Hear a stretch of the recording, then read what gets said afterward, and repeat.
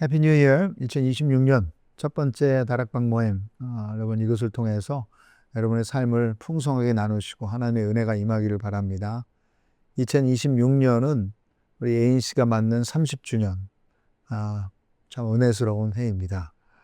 더 성숙한 선교적 교회로 또 교인으로 언제 어디서든지 빛 대신 예수님을 삶으로 환하게 그분의 빛을 드러내시기를 바랍니다.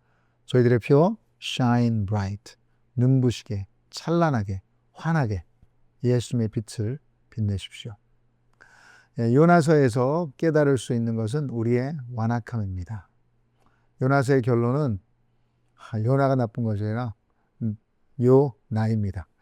제가 요나입니다. 아낌없이 베푸시는 하나님의 자비 앞에 요나서를 보며 무릎 꿇고 항복하는 역사가 우리 안에 일어나기를 축복합니다. 하나님의 요나를 부르셔서 그 당시에 가장 큰 도시였던 니느웨로 가서 하나님의 명령을 선포하러 가셨지만 요나는 원수였던 니느웨가 싫어서 반대 방향 다시스로 가는 배를 탔습니다. 근데 하나님은 풍랑으로 그를 막으시고 큰 물고기로 바다에 던져진 요나를 건져내어 되돌리십니다. 이 사실은 신약에서 예수님이 검증해 주셨습니다. 마태복음 12장 40절에 요나가 밤낮 사흘 동안 큰 물고기 뱃속에 있었던 것 같이 인자도 밤낮 사흘 동안 땅속에 있으리라.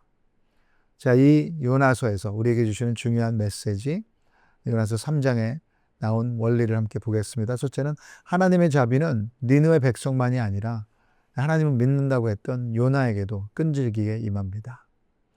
요나는 맡겨진 사명을 의도적으로 저버린 실패자 선지자였지만 하나님은 다시 기회를 주십니다. 간음과 청부살인을 한 다윗 왕에게도 예수님을 3번 부인한 베드로에게도 회개로 인도하시며 새로운 삶으로 초청하셨습니다. 하나님의 사람은 실패로 끝나지 않습니다. 우리가 죄를 자백하면 하나님은 미쁘시고 의로우사 우리를 깨끗하게 하시는 줄 믿습니다. 회개가 자비로 들어가는 통로입니다. 도망가면 풍랑을 보내시고 구원할 큰 물고기도 준비하셔서 돌아올 기회를 만들어 주십니다. 삶 가운데 큰 풍랑 가운데 계십니까? 지금 하나님이 주신 회개의 기회를 낭비하고 계신 것은 아닙니까?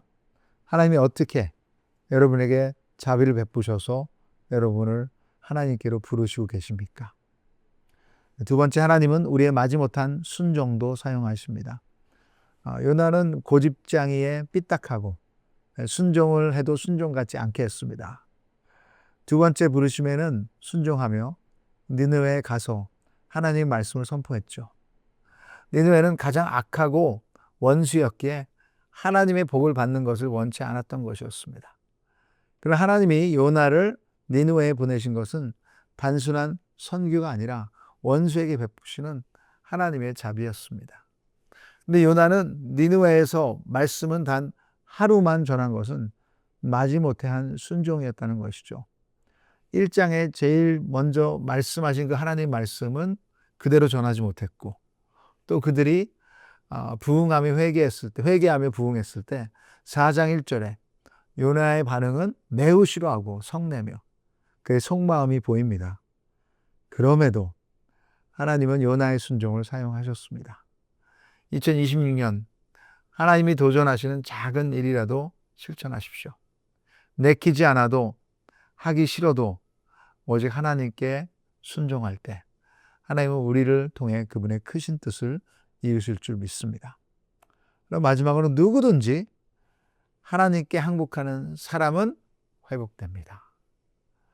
요나서는 구약에서 이방 나라의 부흥과 회복의 모습이 유일하게 나오는 책입니다.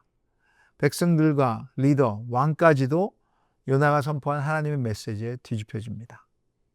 니느웨 사람들이 하나님을 믿고 금식하고 모든 사람과 짐승들이 굵은 배 옷을 입고 먹고 마시지도 않았습니다.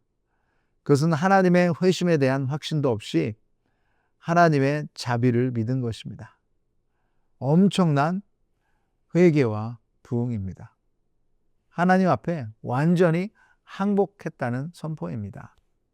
우리는 하나님의 구원이 없다면 아무 소용없는 완전한 죄인입니다. 오늘 그들에게서 그 부흥의 시작한 그 원리들을 찾아보며 우리 삶에 적용하기를 원합니다. 처음에는 하나님의 말씀을 믿고 신뢰했죠. 그런 요나가 선포한 그 어쩔 수 없이 말한 그 말을 믿었어요. 하나님에 대한 말을 믿었어요. 하나님에 대한 지식을 더 넓혀갔어요. 모든 상황 가운데 그 위에 있는 심판의 하나님. 여러분, 우리가 진정으로 하나님의 지식을 알아갈 때 우리의 관점과 삶도 또 부흥을 갈 수 있는 길도 열릴 줄 믿습니다. 둘째로 우리의 왕자에서 내려와야 합니다. 회개의 시작은 내가 하나님의 자리에 앉아 있었다는 것을 인정하며 내려오는 일입니다. 권력과 체면 모두 포기하고 하나님 앞에 완전히 항복할 때 나는 내 삶의 주인이 아니라 다른 하나님이 나의 삶의 주인입니다 하고 인정하실 때 하나님이 일하기 시작하실 것입니다. 세 번째로 죄에서 돌아서야 합니다. 이제 내 맘대로 살지 않겠다고 행동을 하는 것입니다. 네 번째, 하나님의 자비를 구하며 그분에게 모든 결론을 맡기는 것입니다. 10절에 보시면 하나님이 그들이 행한 것, 곧 그 악한 길에서 돌이켜 떠난 것을 보시고 하나님이 뜻을 돌이키사 그들에게 내리라고 말씀하신 재앙을 내리지 아니하시니라. 회개와 겸손 가운데 하나님의 구원이 임합니다. 하나님은 우리가 주저앉을 때 사랑으로 일으켜 주실 것이고 우리가 도망갈 때도 큰 풍랑과 물고기로 우리를 구원하러 오실 것입니다.